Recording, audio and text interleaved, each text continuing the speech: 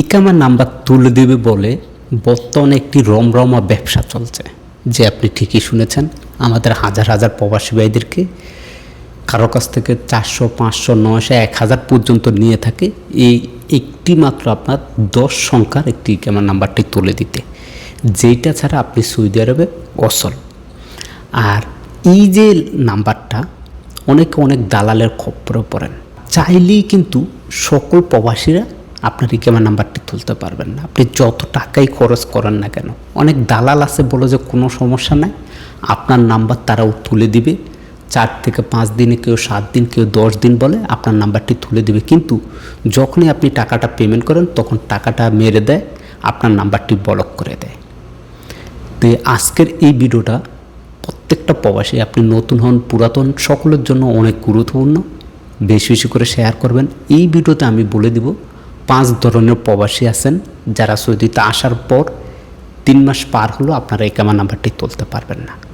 ভিডিওটা বেশি বেশি করে শেয়ার করবেন প্লিজ, হাজার হাজার প্রবাসী ভাই উপকৃত হবে। প্রথমে বলি, আপনি সৌদি আরবে আসছেন নতুন 3 মাস হয় নাই, এর মধ্যে আপনার মালিক আপনাকে বর্ডার নাম্বারের উপর বা পাসপোর্টের উপর আপনাকে হুরুপ দিয়ে দিয়েছে, সেক্ষেত্রে চাইলেও আপনি আপনার ইকামা নাম্বারটি তুলতে পারবেন না।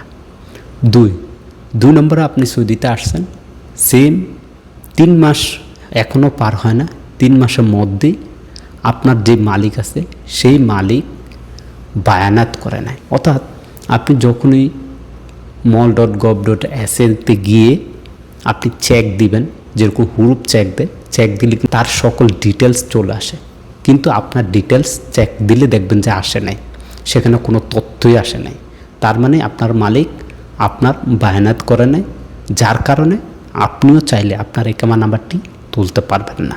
নাম্বার 3, আপনি সৌদিতে আসছেন, আসার পর 3 মাসের মধ্যে আপনার মালিক আপনাকে না জানিয়ে এক্সিট দিয়ে দিয়েছে, অর্থাৎ খুরুজ দিয়ে দিয়েছে, যার ফলে আপনি আপনার ইকামা নাম্বারটি তুলতে পারবেন না। তারপর 4 নম্বরে আপনি সৌদিতে আসছেন, আসার 3 মাস পার হয়ে গেছে, এই 3 মাসের মধ্যেই আপনার মালিক আপনার যে মুক্তবা আমিল যে ফিটে আছে সেটা নামিয়ে সে 100 টাকা মুক্তবা আমিল পেমেন্ট করে রাখছে।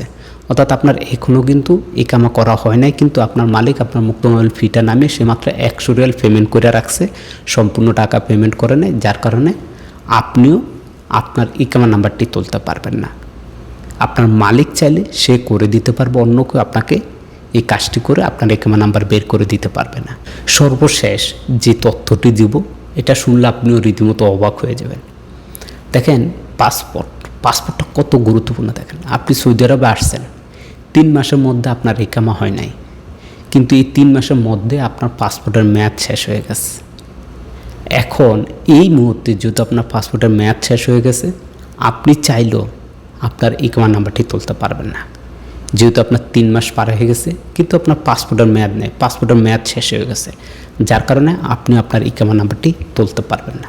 এই যে বললাম, এবার আমি যদি সংক্ষেপে বলি, যদি 3 মাস সৌদিতে আসছেন, এর মধ্যে আপনার মালিক আপনাকে পাসপোর্টের নাম্বারের উপর বা বর্ডার নাম্বারের উপর আপনাকে হুরুপ দেয়, আপনাকে এক্সিট দেয়, বা সে মুক্তমালিল ফিটি নামিয়ে 100 টাকা পেমেন্ট করে রাখে, বা আপনার পাসপোর্টের মেয়াদ শেষ হয়ে যায়, কিংবা সে আপনার কোনো তথ্য বায়ানাত করে নেয়, তাহলে আপনি কোনোভাবে আপনার ইকামা নাম্বারটি তুলতে পারবেন না। তাই অবশ্যই আপনি কারোর সাথে যোগাযোগ করার আগে এই রমরমা ব্যবসাটি বন্ধ করতে হবে, সেটা আপনি বন্ধ করতে পারবেন না। আপনি আগে চেক করে নেবেন যে আপনার হুরুপ আছে কিনা, আপনার এক্সিট আছে কিনা, আপনার বায়ানাত আছে কিনা, আপনার পাসপোর্টের মেয়াদ আছে কিনা, এবং কি আপনার মালিক আপনার মুক্তমালিল ফিতে 100 টাকা পেমেন্ট করে রাখছে কিনা, সেটা আপনি চেক করতে হবে। আর এগুলো আমরা চেক করে দিই খুব সহজে, চাইলে আমাদের সাথে যোগাযোগ করুন, আমরা আপনাকে চেক করে দেব। কম টাকার মধ্যে আপনি সেগুলো চেক করার পর সিদ্ধান্ত নেবেন যে আপনি আপনার ইকামা নাম্বারটি তুলতে পারবেন কিনা। দালাল থেকে সাবধান, সতর্ক থাকুন।